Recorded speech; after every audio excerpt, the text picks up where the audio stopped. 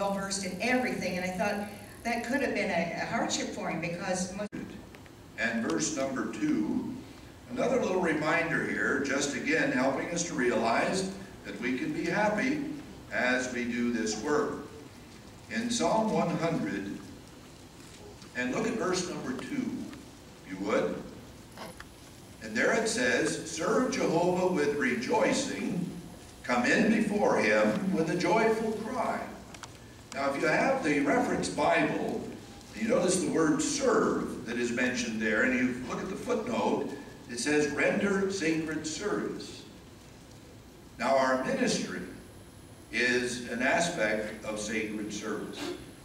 So then as we have a share in the ministry, as the verse says, that it's possible for us to come in before Jehovah with rejoicing, and then it mentions a joyful cry. That is possible. So what are some of the basic things that we have mentioned here to help us, as you're going to see illustrated in our interview here? First, the need for us, as did Jesus Christ and Paul, is to focus on people. Secondly, to focus on the needs that the people have, and then to realize the connection between that and the message that we're bringing them. Also, you notice that we have to prepare. If we're going to be able to do that for people, then we need to prepare, have some practice sessions. If you're parents and you have young people like this in your family still, then practice sessions, example, all of that becomes very important too, so it can be successful. So let's talk to these 4 individuals and see how they've taken the points we've been discussing and how these have in reality really benefited them. So first we're going to start with our 2 young brother Ruizes. We have Andrew and Christopher, and they have a little unique situation because only their father is in the truth. Their mother is of a different belief, and so those that are in divided households, you can realize the challenge Dad has, can't you, in bringing these 2 young men along to find joy in the ministry. And that's why we wanted to talk to them just for a moment. So let's start here with Andrew on this end. How has your father really worked at training you in the ministry, Andrew? By really starting us at a very young age and making sure we were prepared and that we really had in mind what we were going to say before we went out in the ministry. Okay, Christopher?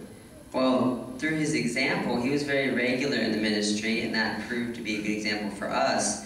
And he made it a large and important part of his life, so we could see that through him and make it also part of our life as well. Yes, power of example, isn't it? Being right there. Now, the second question, Christopher, what connection did you find between the training, the practice sessions, those kinds of things, in helping you to find joy in the ministry? Well, just as one point, the magazines, the Watchtower and the Awake, becoming familiar with them before you're going to go out and place them helps a lot, because you'll learn to appreciate how much they can help other people and how much valuable information really is in them, so you become familiar so that you can help others to appreciate it just as much as you do. Right, you want to share it then, don't you, just naturally. Okay, Andrew? When you're prepared, it makes you a lot more comfortable at the doors, and so you're not as nervous, and you don't have that fear that you may first have when you go to a door that they're actually going to answer. That's right. That's why we're going to practice this part, right? Okay. Now, Andrew, back to you. Why does it help to think about people and their needs and how we can help them? When you take a personal interest in somebody else, it makes them more prone to take more of a personal interest in you. Yes. And before you make a disciple, of course, we know we have to make a friend. Right. And Christopher? Well, if you're a good listener on the first visit, then you can get a lot out of what may be troubling them or what questions they might have about different religious things. And so after you come to know their concerns, then you can better benefit them and help them learn. Right, and I know you brothers have worked hard at being able to do that. Now, Christopher, how do return visits, having a return visit book, that whole structure, how does that help too in adding to your joy and accomplishment? Well, on the return visit, you're going into deeper things of the Bible with people, so you find more joy for yourself, and it helps prove your own spirituality, because you have to go out and prove to other people what you believe, so it strengthens your faith in God. Okay, Andrew?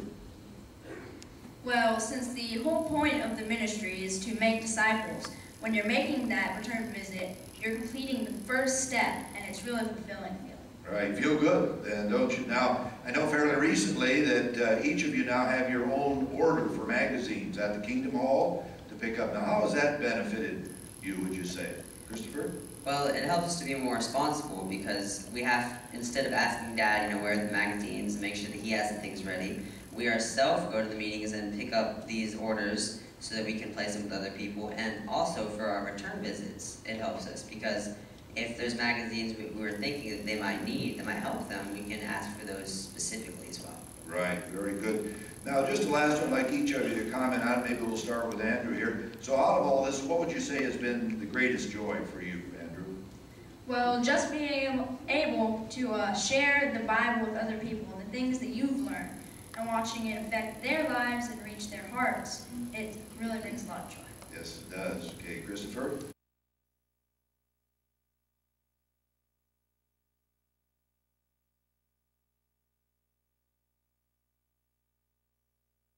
Association would have to be it with the more experienced ones, the pioneers and the older ones. Just watching how they help others to learn the truth and helping yourself gain yourself spiritually by seeing through their example and making the truth your own, really. Yes, very good. So we can see, can't we, that this material that we're being given really helps us, doesn't it, these instructions we've been given. Now we'd like to talk to our two mature sisters now, and little different questions for them. Sister Coller, let's begin with you. What would you say has been kind of the long-standing test for you as far as finding joy in the ministry? Yes, something I really don't even like to talk about because I've never quite understood is I'm very paranoid about strange places and different people. And I tried to understand it, and part of it was because I think that I was raised in West Virginia at a time when we didn't have the conveniences of running water, electricity, and no cars. So my total association were with people on the mountain or the town in which I was raised in.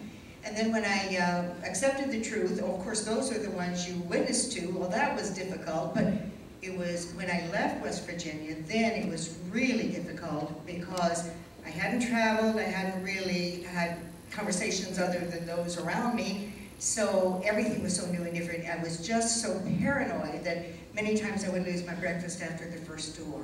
Right, aware of that. Now, how has the example of the Apostle Paul helped you to reason yourself through some of this? Well, I knew that Paul was just the opposite. I certainly wasn't like him, but I knew he was very intelligent. I knew he was well-versed in everything, and I thought that could have been a hardship for him because most of the people he talked to weren't on that same level, so he had to adjust. In my case, it was just opposite. I had to really stop thinking about people and how I would handle what they said, and some of the affluent areas when we're in the circuit work that we were, sometimes walking up the long drives to the mansions that we had, and you'd wonder, would it be the maid, would it be the butler, how am I going to do it? And I would just be panicked by the time I would get there, so it was just dreadful. Yes, and I know you've done battle with that, certainly all along. Now, how has concentrating on the message helped you?